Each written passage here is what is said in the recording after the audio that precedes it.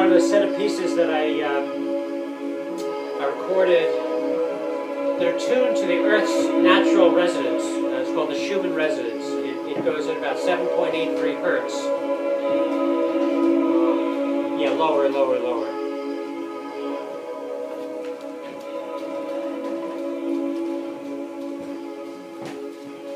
It's about 3/4 of a step down from concert 440, for what it's worth. Music kind of puts you in a place, doesn't it, sometimes? In fact, it's sort of like meditating.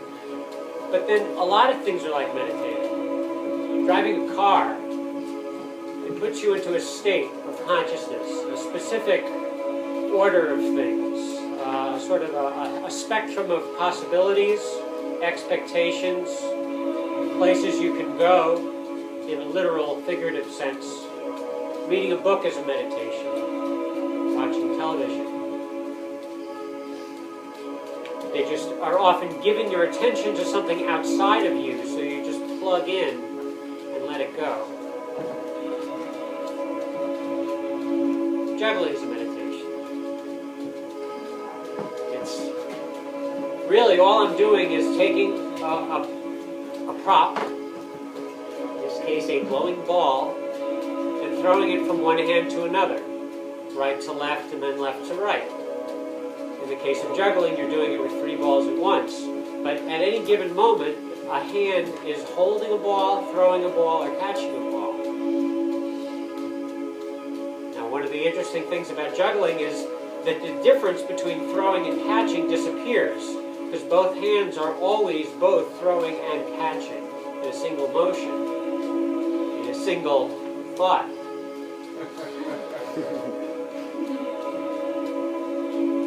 It's not really what I want to talk about tonight.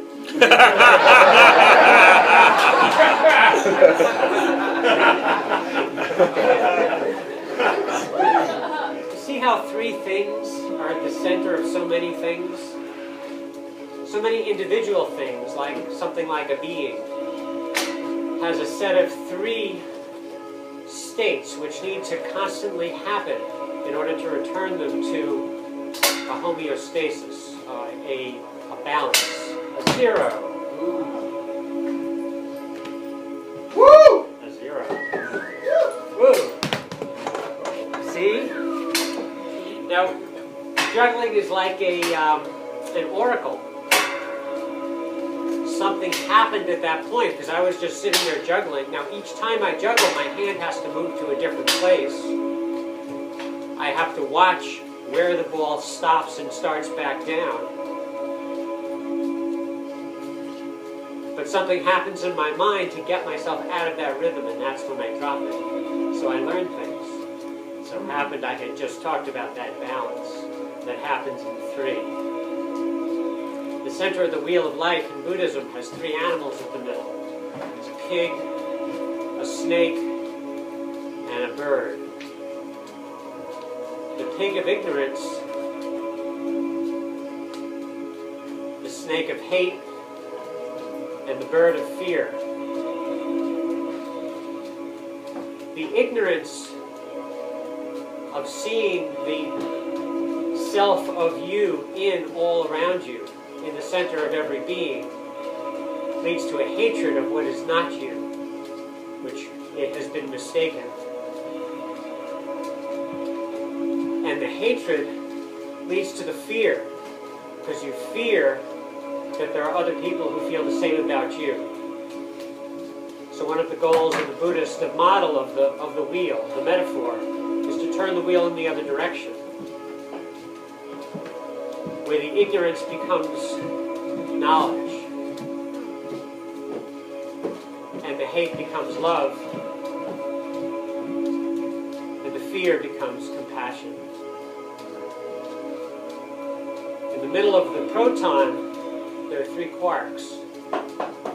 They change color, at least according to a fascinating fable called quantum chromodynamics. Excuse me. Quantum chromodynamics says that The closer quarks are to each other, the less they attract each other. But the further away they get, the stronger they approach each other, to the point that the edge of the hadron, the proton or the neutron, to pull them apart would require so much energy that new particles would form in between, which is why you can never have a quark all by itself, according to this story. Now the story has been Tem told... Noon!